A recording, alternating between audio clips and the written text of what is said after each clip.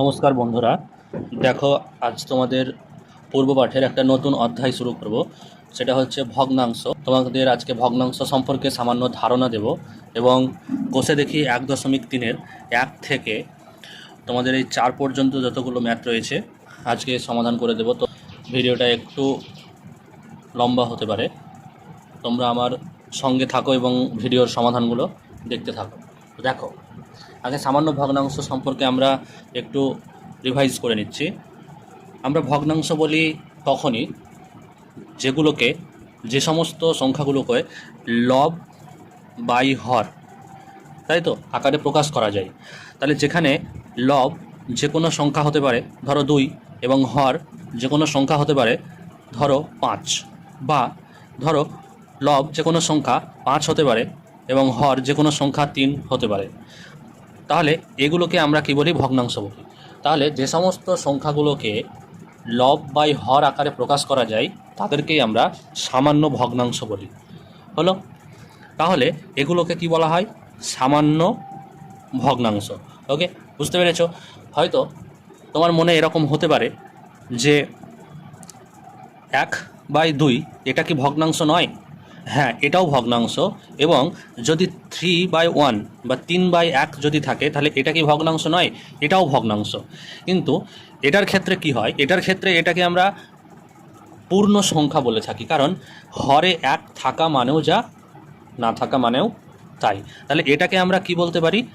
Only 3 বলতে পারি, কারণ প্রত্যেকটা পূর্ণ সংখ্যা, সে 1 বলো, 2 বলো, 3 বলো, 4 বলো, তার নিচে হর হচ্ছে, সবার নিচে হর কি রয়েছে? 1 রয়েছে। ঠিক আছে, বুঝতে পেরেছো? এবার ভগ্নাংশ কয় রকমের হয় দেখো। এই ভগ্নাংশ, সামান্য ভগ্নাংশ 3 প্রকার। একটা হচ্ছে প্রকৃত ভগ্নাংশ। কি নাম? প্রকৃত ভগ্নাংশ। ওকে, প্রকৃত ভগ্নাংশ কি? যে ভগ্নাংশগুলোর লব হরের চাইতে কি ছোট। লব এটা হচ্ছে লেস দ্যান, ছোট হর। তাহলে যে ভগ্নাংশগুলোর লব হরের চাইতে ছোট তাদেরকে আমরা প্রকৃত ভগ্নাংশ বলি। তাহলে উদাহরণ কি? 2/5। এখানে তো 2টা 5-এর থেকে ছোট, তাহলে এটা ছোট তো, তাই না? এটা বড়। তাহলে এই যে 2/5 ভগ্নাংশটা, এই ভগ্নাংশটাকে আমরা প্রকৃত ভগ্নাংশ বলতে পারি। এবার হচ্ছে অপ্রকৃত ভগ্নাংশ। তাহলে এটা 1 নম্বর, এটা 2। অপ্রকৃত কি ভগ্নাংশ। তাহলে অপ্রকৃত ভগ্নাংশ কাকে বলবো? তোমরা ক্লাস 5-এ করে এসছো। যদি হর লবের থেকে ছোট হয় তাহলে তাকে আমরা অপ্রকৃত ভগ্নাংশ বলব। তাহলে হর যদি লবের থেকে ছোট হয় তাহলে তাকে আমরা অপ্রকৃত ভগ্নাংশ বলব, বা লব যদি হরের থেকে বড় হয় তাহলে সেকে অপ্রকৃত ভগ্নাংশ বলবো। কেমন? তো এখানে একটা লিখেছি, ওইটাই উদাহরণ হিসেবে লিখছি। দেখো, এখানে 5টা হচ্ছে বড় কিন্তু 3টা হচ্ছে ছোট। তাহলে লবটা হরের চাইতে দেখো বড়। কি লিখেছি? লবটা বড় হরের চাইতে, তাই তো, বা হরটা লবের চাইতে ছোট। তখন আমরা এই ভগ্নাংশটিকে কি ভগ্নাংশ বলবো? অপ্রকৃত ভগ্নাংশ। হলো। আর একটা রকম ভগ্নাংশ আছে, সেটা হচ্ছে কি মিশ্র ভগ্নাংশ। কি নাম? মিশ্র ভগ্নাংশ। মিশ্র ভগ্নাংশ হচ্ছে এটাই যে, যে ভগ্নাংশগুলোর মধ্যে একটা পূর্ণ সংখ্যা এবং তার সঙ্গে অপ্রকৃত ভগ্নাংশের মিক্সচার থাকবে। তাহলে দেখো, একটা পূর্ণ সংখ্যা রয়েছে এবং তার সঙ্গে কি রয়েছে? একটা প্রকৃত ভগ্নাংশ রয়েছে। বা এখানে ধরো আমরা 1 লিখেছি, এটা 1/2-3 এভাবে লিখতে পারি। তাহলে এটা হচ্ছে একটা মিশ্র ভগ্নাংশ। বা এখানে আমি 1 ছাড়া অন্য কোনো সংখ্যাও লিখতে পারি, 2/2-5। তাহলে এটাও হচ্ছে একটা মিশ্র ভগ্নাংশ। তাহলে মিশ্র ভগ্নাংশের ক্ষেত্রে কি থাকবে? একটা পূর্ণ সংখ্যা থাকবে এবং তার সঙ্গে কি থাকবে? একটা প্রকৃত ভগ্নাংশ থাকবে। তাহলে প্রত্যেকটা মিশ্র ভগ্নাংশের মধ্যে পূর্ণ সংখ্যা এবং তার সঙ্গে কি? প্রকৃত ভগ্নাংশ। দেখো, মিশ্র ভগ্নাংশ থেকে অপ্রকৃত ভগ্নাংশ করতে গেলে কি করতে হয়? এই যে হর রয়েছে, এই হরের সঙ্গে এই পূর্ণটার গুণ করতে হয় এবং গুণফলের সঙ্গে এটা যোগ করতে হয়। আমরা করে এসেছি 5 × 2 যোগ এই যে এই লব যোগ বাই 5। তাহলে 5×2 10, 10 আর 2 কত? 12/5। তাহলে এখানে দেখো, লবটা হরের চাইতে কি বড় না ছোট? লবটা হরের চাইতে বড় ছিল, এখানেও লবটা হরের চাইতে বড়। তাহলে মিশ্র ভগ্নাংশ থেকে আমরা কিসে রূপান্তরিত করলাম? মিশ্র থেকে অপ্রকৃত। যেমন অপ্রকৃত থেকেও তো মিশ্র করতে পারবো। কি করে? এই যে লবটা রয়েছে সেই লবটাকে আমরা হরটা দিয়ে ভাগ করব। তাহলে 5×2 10, 2 ভাগ শেষ। ভাগ করার পর যে ভাগফলটা বেরোবে সেটা হচ্ছে একটা পূর্ণ সংখ্যা এবং যে ভাগশেষটা বেরোবে সেটা হচ্ছে কি লব, আর যেটা দিয়ে ভাগ করব সেটা হচ্ছে হর। বুঝতে পারলে? তাহলে আমরা 3 রকম ভগ্নাংশের সঙ্গে পরিচয় হলাম। এক হচ্ছে প্রকৃত ভগ্নাংশ, 2 হচ্ছে অপ্রকৃত ভগ্নাংশ, আর 3 হলো মিশ্র ভগ্নাংশ। ঠিক আছে, এবার কি সমতুল্য ভগ্নাংশ আর হচ্ছে কি অসমতুল্য ভগ্নাংশ। তো সমতুল্য ভগ্নাংশ ওই ভগ্নাংশগুলোকে বলি যে সমস্ত ভগ্নাংশগুলোর লব এবং হরকে সেম সংখ্যা দিয়ে ভাগ করলে তার মূল ভগ্নাংশ ফিরে পাওয়া যায়। কেমন? দেখো, আমি এখানে লিখছি 2/5 এবং আর একটা জায়গায় আমি লিখছি 10/25। আমি বললাম এই দুটো ভগ্নাংশ কি সমতুল্য ভগ্নাংশ? তখন তুমি কি করবে, লক্ষ্য রাখবে যে এই যে ভগ্নাংশটা রয়েছে এই ভগ্নাংশটাকে কি আর ছোট করা যায়? করা যায় না। দেখো, 2কে আর অন্য কোনো সংখ্যা দিয়ে ভাগ করা যায় না, 2 দিয়ে যায়, কিন্তু 5কে দেখো 2 দিয়ে যায় না। তাহলে এইটা হচ্ছে এর মূল ভগ্নাংশ, ভগ্নাংশের মূল রূপ। কিন্তু এই যে 10/25 আছে একে আমরা ছোট করতে পারি, দ্বারা বিভাজ্য 5 দ্বারা বিভাজ্য, তাহলে 5 2 10, এটা দেখে 5 দ্বারা বিভাজ্য, 5 5 25। তাহলে এইটা কেটে ভাগ করে আমরা একটা ভগ্নাংশ পেলাম, সেটা হচ্ছে 2/5। তাহলে এই ভগ্নাংশটা আর এই ভগ্নাংশটা সমান হয়ে গেল তো, সমতুল্য হয়ে গেল তো। তাহলে এই আর এই ভগ্নাংশটাকে আমরা সমতুল্য ভগ্নাংশ বলবো। তোমাকে যদি সমতুল্য ভগ্নাংশ বার করতে দেয় কি করবে? যে ভগ্নাংশের সমতুল্য ভগ্নাংশ বার করতে দেবে, ধরো এখানে আমি 3/5-এর সমতুল্য ভগ্নাংশ জানতে চেয়েছি, তখন কি করবে? 3-এর সঙ্গে যে সংখ্যা গুণ করবে 5-এর সঙ্গেও সেই সংখ্যা গুণ করবে। ধরো 3-এর সঙ্গে 3 গুণ করলে তোমাকে 5-এর সঙ্গেও 3 গুণ করতে হবে, নিয়ে যে ভগ্নাংশটা পাবে, এই যে 9/15 পেলে, এটা হচ্ছে ওর সমতুল্য ভগ্নাংশ। ঠিক আছে, আর একটা জিনিস বুঝিয়ে দিই এখান থেকে, যদি তোমাকে দুটো ভগ্নাংশ দেয় এবং বলে যে এই ভগ্নাংশ দুটো কি সমতুল্য ভগ্নাংশ, হ্যাঁ কি নয়, তখন তুমি কি করবে? সেই ভগ্নাংশ দুটোকে পাশাপাশি লিখবে। যেমন ধরো এই দুটোকে প্রমাণ করতে দিয়েছে যে এই ভগ্নাংশটি এবং এই ভগ্নাংশটি সমতুল্য ভগ্নাংশ কিনা বলো। এই ভগ্নাংশ দুটোকে পাশাপাশি লিখবে এবং প্রথম ভগ্নাংশের লবের সঙ্গে দ্বিতীয় ভগ্নাংশের হরের গুণ করবে। তাহলে প্রথম ভগ্নাংশের লব হচ্ছে কত? 2, এবং দ্বিতীয় ভগ্নাংশের হর হচ্ছে কত? 25। তাদের গুণফল যদি প্রথম ভগ্নাংশের হরের সঙ্গে এবং দ্বিতীয় ভগ্নাংশের লবের সঙ্গে গুণ করলে মিলে যায়, তাহলে জানবে যে দুটি ভগ্নাংশ হচ্ছে সমতুল্য ভগ্নাংশ। তাহলে দেখো, এই ভগ্নাংশের হর 5 আর এই ভগ্নাংশের লব হচ্ছে 10। দেখো 10 5 50, তাহলে মিলে গেছে। তাহলে আমরা বলতে পারি এই দুটো ভগ্নাংশ হচ্ছে কি ভগ্নাংশ? সমতুল্য ভগ্নাংশ। বুঝতে পেরেছো? তাহলে এটা আর একটা সমতুল্য ভগ্নাংশ প্রমাণ করার নিয়ম, আর এটা হচ্ছে আর একটা। তাহলে তোমাকে কেটে কেটে দেখতে হবে যে কত দ্বারা বিভাজ্য হচ্ছে, আর তুমি যদি না দেখবো মনে করো, তাহলে তুমি এই পন্থা অবলম্বন করবে। প্রথম ভগ্নাংশের লব এবং দ্বিতীয় ভগ্নাংশের হরের গুণফল যদি প্রথম ভগ্নাংশের হর এবং দ্বিতীয় ভগ্নাংশের লবের গুণফলের সঙ্গে মিলে যায়, তাহলে তারা হচ্ছে কি? সমতুল্য ভগ্নাংশ। আর অসমতুল্য ভগ্নাংশ মানে কি? অসমতুল্য ভগ্নাংশ মানে হচ্ছে তারা মিলবে না। কেমন? ধরো এখানে আমি লিখেছি 3/10, তাহলে 3/10, এবং এখানে আর একটা ভগ্নাংশ লিখে দেওয়া হয়েছে 6/12। তাহলে এই দুটো ভগ্নাংশ কি এরা সমতুল্য ভগ্নাংশ নয়? কেন নয়? দেখো, এইটা হচ্ছে কোনো ভগ্নাংশের মূল রূপ, বাট এইটা নয়। কেন? 3 2 6, বাট 10 2 দেখো এখানে 20 নেই, কত আছে? 12 রয়েছে। তাহলে এদেরকে কাটলে দেখো 2 3 6, 2 6 12, 3 1 3, 3 2 6, কত বেরোয়? 1/2। তাহলে এই ভগ্নাংশ আর এই ভগ্নাংশ দুটো কিন্তু সেম নয়, তাই এরা হচ্ছে অসমতুল্য ভগ্নাংশ। তো অসমতুল্য ভগ্নাংশ বার করার সেম প্রসেস তুমি কাজে লাগাতে পারো। এখানে তুমি 3/10 লিখবে, তার পাশেই লিখবে 6/12, এবং প্রথম ভগ্নাংশের লবের সঙ্গে দ্বিতীয় ভগ্নাংশের হরের গুণ করবে। 3 12 কত? 36, এবং প্রথম ভগ্নাংশের হর আর দ্বিতীয় ভগ্নাংশের লব গুণ করলে যদি মিলে যায় তাহলে সেটা সমতুল্য, যদি না মেলে তাহলে সেটা অসমতুল্য। তাহলে এই দুটো কি মিলছে? একটা 36 আর একটা হচ্ছে 60। তাহলে আমরা এই ভগ্নাংশ দুটোকে কি ভগ্নাংশ বলতে পারি? অসমতুল্য ভগ্নাংশ। বুঝতে পেরেছো তাহলে? বেশ, এবার আমরা দেখো কষে দেখি 1.3। তাই তো, দেখো কি বলেছে? ফাঁকা ঘরে লিখি। এই যে ফাঁকা ঘরগুলো রয়েছে, এই ফাঁকা ঘরে আমরা লিখব। হ্যাঁ, প্রথমে দেখো বলেছে কত অংশ রং করা এই বৃত্তটার মধ্যে। তাহলে বৃত্তটাকে কত ভাগে ভাগ করা হয়েছে আগে দেখব। দেখো গুনছি, 1 2 3 4 5 6 7 8 9 10, টোটাল কত অংশে ভাগ করেছে? তাহলে মোট যত অংশে ভাগ করবে সেই মোটটা লিখবো আমরা হরে। এবং তার মধ্যে যতটা রং করা সেইটা লিখবো আমরা লবে, কারণ আমাকে বলেই দিয়েছে কত অংশ এখানে রং করা হয়েছে। তাহলে কত অংশ রং করা হয়েছে, 1 2 3 4 5 6 7, 7/10 অংশ রং করা হয়েছে। এটা বলবে না যে 7 অংশ রং করা হয়েছে, 7/10। কেন? কারণ পুরোটাকে 10 ভাগে ভাঙার পর তার 7 অংশে রং করেছি। বোঝা গেছে? তাহলে পরেরটা বলতে পারবে কত অংশ রং করা নেই বলেছে, তাহলে পুরোটাকে কত ভাগে ভাগ করেছে দেখব, 1 2 3 4 5 6, 6টি ভাগে ভাগ করেছে। তাহলে টোটাল কত ভাগ? 6। তার মধ্যে রং করা নেই বলেছে, তাহলে দেখো 1 2 3 4 5 রং করা নেই। তুমি এভাবেও এটাকে দেখতে পারো যে রং করা আছে কতগুলো দেখি, তাহলে একটা রং করা হচ্ছে, তাহলে বাকিটা নেই, তাহলে 6 থেকে 1 বাদ দিলে কত হয়? 5। বুঝতে পেরেছো?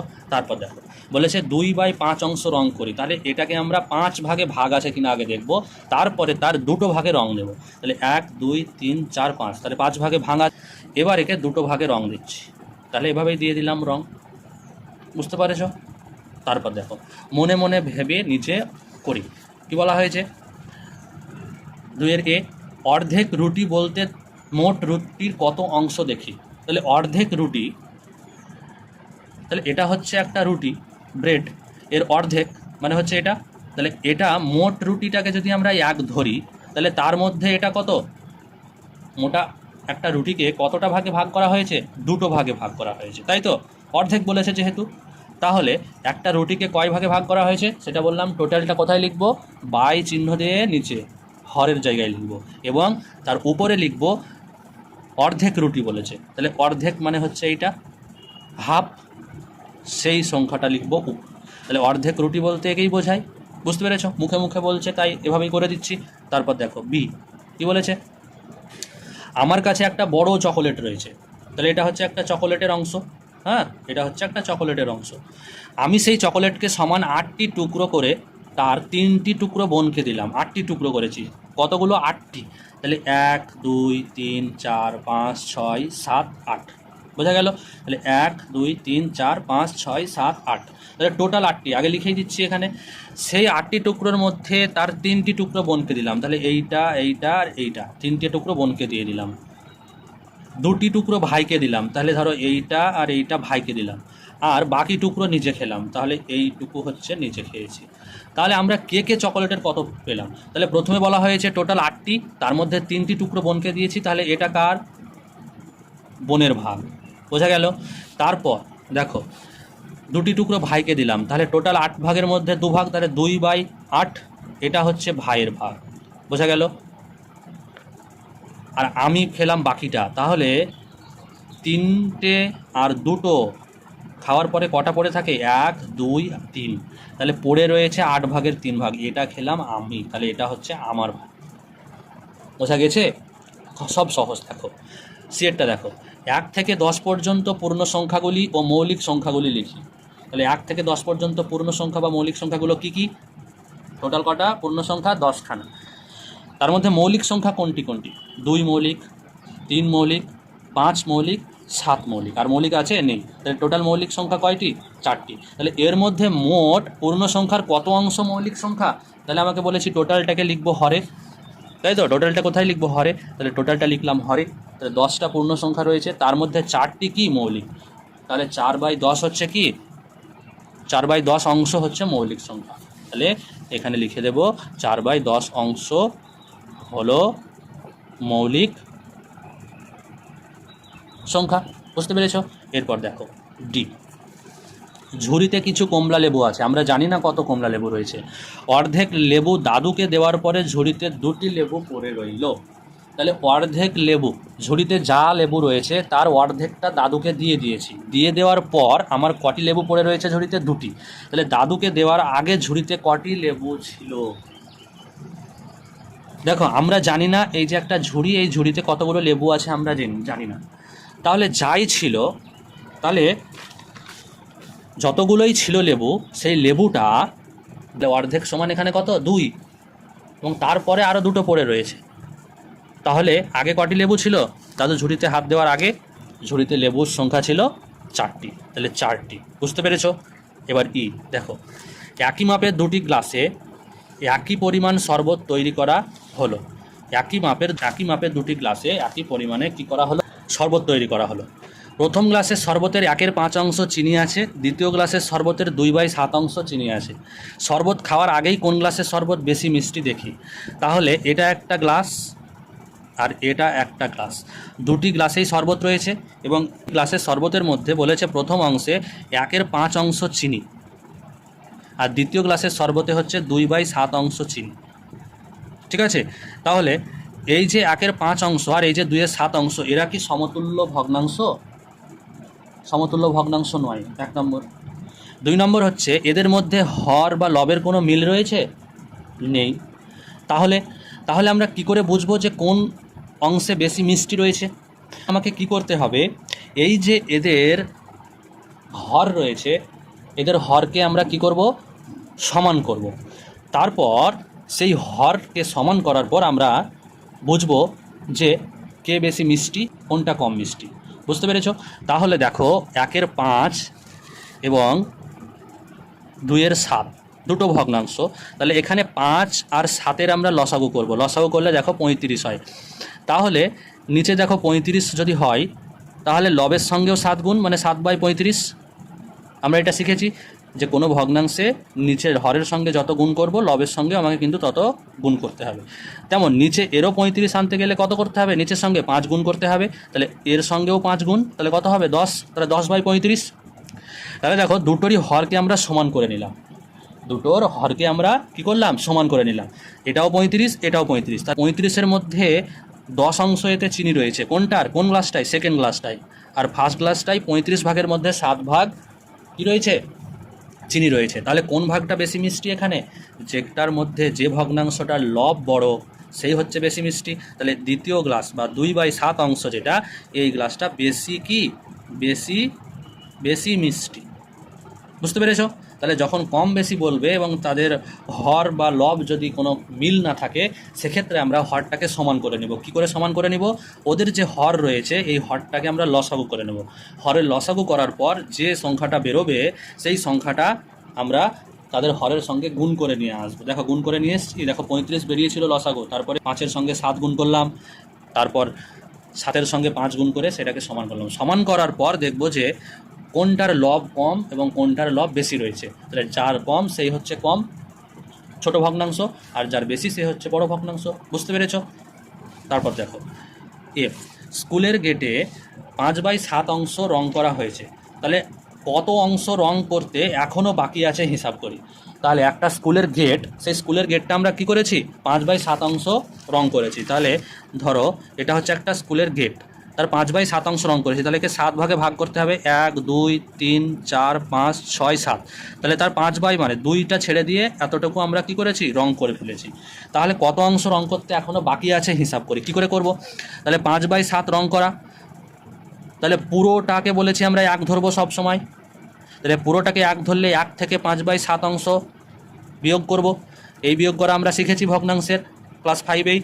কী করে, এর নিচে কিছু নেই মানে 1 আছে, এর লব আর এর লবের লসাগু কত, 7, এবং 7 একে 7 আর এদিকে হচ্ছে 5। তাহলে বিয়োগ করলে কত হবে, 2/7। তাহলে এখনও কত অংশ বাকি রয়েছে, 2/7 অংশ এই দরজাটির রং করতে বাকি রয়েছে। বোঝা গেল কী করে বার করলাম? এরপর দেখো, জি আমার কাছে 20 টাকা আছে, আমি 5 টাকা খরচ করলাম। আমি আমার টাকার কত অংশ খরচ করলাম আর কত অংশ এখনও আমার কাছে রয়েছে। তাহলে কি, 20 টাকা ছিল, তার মধ্যে আমি 5 টাকা খরচ করেছি।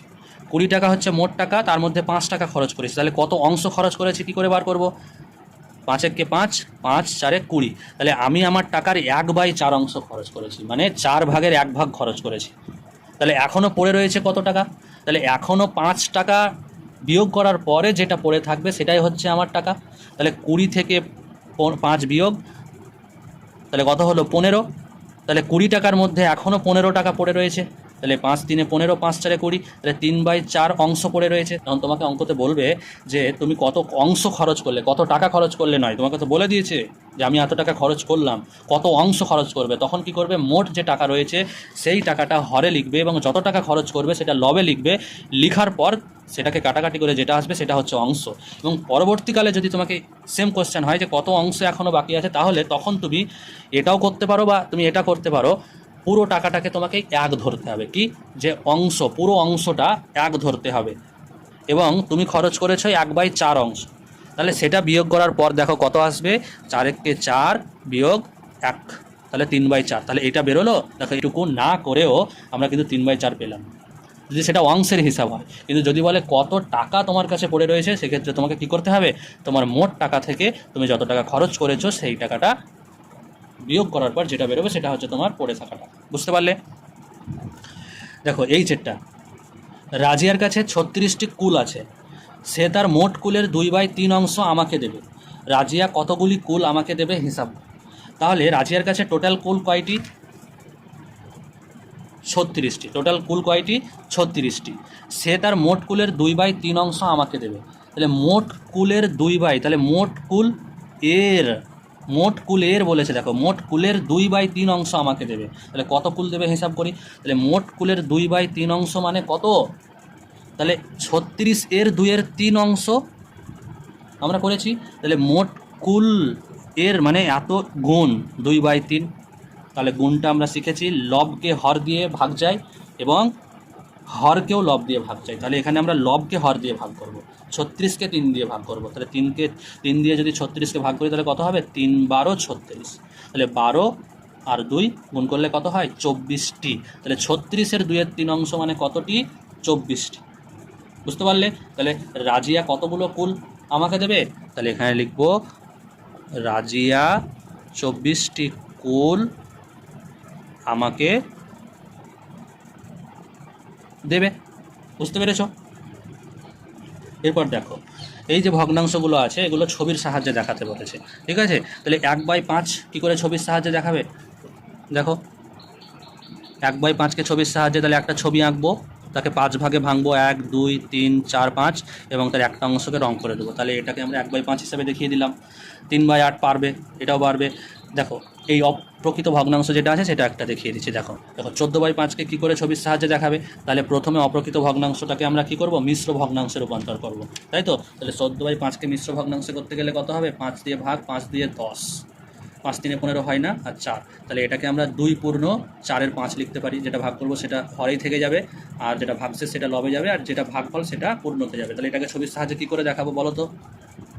দুটো পূর্ণ হবে আর একটা 5 ভাগ করে তার 4 ভাগকে রং করব। ওকে, তাহলে দেখো করছি। তাহলে দেখো 1 2 3টে, তাই তো? দুটো পুরো হয়ে গেল রং করা, আর একটার 5 ভাগ করব, করেছি, তার 4 ভাগকে রং করব। তাহলে এটা মানে হচ্ছে 14/5। বুঝতে পেরেছো? তাহলে বাকিগুলো পেরে যাবে, এটাও পারবে। দুটো পুরো হবে আর একটা ভাগের 7 ভাগ করার পর তার 3 ভাগকে কী করবো? রং করব। আর বাকি যেগুলো পড়ে রইল 4টা প্রকৃত ভগ্নাংশে গোলদাগ, অপ্রকৃত ভগ্নাংশে কি স্কোয়ার, আর মিশ্র ভগ্নাংশে ট্রায়াঙ্গেল করতে বলেছে। তাহলে কী করে করব? দেখো 1/5 বলেছিলাম, প্রকৃত ভগ্নাংশ খুঁজতে গেলে লব আর হর দেখতে হবে। তাহলে যার লব হরের থেকে ছোট সেটা হচ্ছে প্রকৃত ভগ্নাংশ, গোলদাগ দিয়ে দিলাম। তাহলে তারপরেরটাও প্রকৃত, তারপরেরটাও প্রকৃত। এবার দেখো এখানে পূর্ণ সংখ্যা রয়েছে এবং একটা প্রকৃত ভগ্নাংশ রয়েছে মিক্স, তাহলে এটা হচ্ছে মিশ্র ভগ্নাংশ। তাহলে এটাকে কী করব? ত্রিভুজের মতো করে দেব। আর অপ্রকৃত ভগ্নাংশ দেখো এর লব হরের থেকে ছোট না বড়? 15 13 থেকে বড়, তাহলে এটা হচ্ছে কি? এটা হচ্ছে অপ্রকৃত ভগ্নাংশ। বুঝতে পারলে? আর বাকি যেগুলো আছে তোমরা পড়ে নেবে, বাকি যেগুলো আছে সেগুলো তোমরা কি করবে? বাড়িতে করে নেবে। ওকে, তাহলে আজকে এই পর্যন্তই। আমার ভিডিওটা যদি ভালো লেগে থাকে তোমরা অবশ্যই লাইক এবং শেয়ার করে দেবে তোমার বন্ধুদের মাঝে, আর আমার চ্যানেলটাকে তোমরা সাবস্ক্রাইব করে নেবে নতুন নতুন ভিডিও পাওয়ার জন্য। নমস্কার।